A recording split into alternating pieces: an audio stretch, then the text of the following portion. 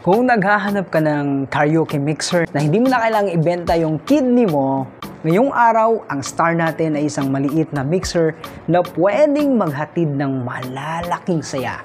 Sa halagang 600 plus pesos, kaya bang maghatid ng concert level vibes?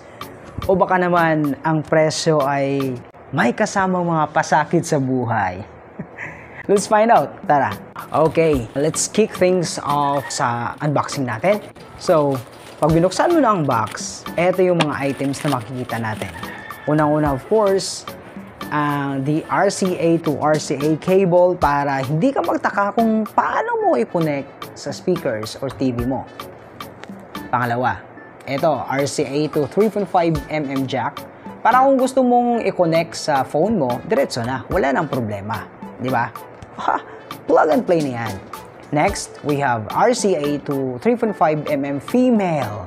Oo, may female adapter din. Kasi hindi mo naman palaging kailangan ng male connection, right?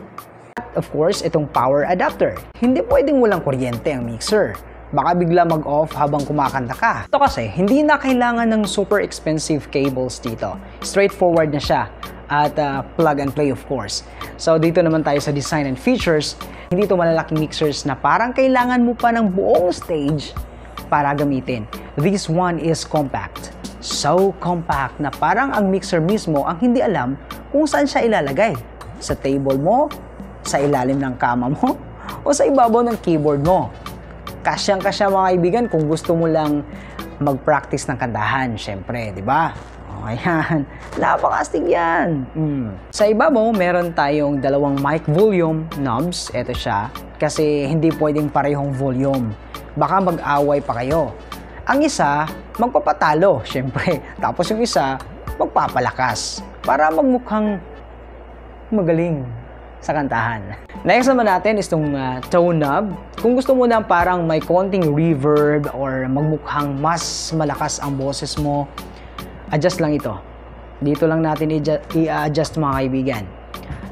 Dito naman sa echo knob, gusto mong magmukha kang parang isang or magmukhang nasa isang grand concert hall, ay kahit nasa loob ka lang ng bahay, di ba? Ang echo knob na ito ang sagot. Ito naman tayo sa harap. May dalawang 1/4 mic inputs kasi sino bang gustong mag-isa lang? Kung kakanta ka ng My Way na mag-isa, eh baka magbago ng isip ng mga kasama mo. Sana yung duet na laging sinasabi ng mga friend mo, di ba? Mahilig tayo sa duet. Kaya kailangan natin to, dalawang mic inputs talaga. Pagdating naman dito sa likod, we have the usual stuff. We have the power switch kasi hindi mo magagamit ang mixer kung hindi mo ito i-on. And of course, the DC input. Kailangan mo itong i-connect sa power source kasi kung wala hindi mag-ooperate syempre. Then, the music volume knob. Kung gusto mong i-adjust ang volume ng music mo from your cellphone, from the television, or kahit anong source ang pinagkukunan mo ng music mo. Kasi hindi pwedeng magkasabay na malakas ang music at yung mic natin. Siyempre, di ba? Okay, then the RCA input and output para makonect mo ito sa mga TV natin again or speakers mo. Hindi lang pang mic to, pang konekta sa system. Fully party setup na yan mga kaibigan. Kahit napakaliit yan, okay yan pang party setup. We have also the video input-output for when you want to take your karaoke game to the next level. For example, kung gusto mong mag-record or mag-live stream ng mga concert level performances mo, okay to. Okay na to kaibigan. So, this is it. This is the most important part, ang sound quality. Pero bago tayo mag-expect ng diva level sound, let's be real. Ito ay 600 plus pesos lang. Hindi ito pang concert na quality. Pero pwede na. Masaya na ako, promise. Masaya na. Okay na siya sa kantahan, kaibigan. Try audio. Echo. Testing. Hello, test. Check. Tone. Check. Mic test. Salamat Panginoon, kilala mo ako. Ang lahat ng bagay ay dilingit sa'yo. Salamat Panginoon, tinutuwid mo ako. Ikaw lang ang may alam ng aking patutunguhan.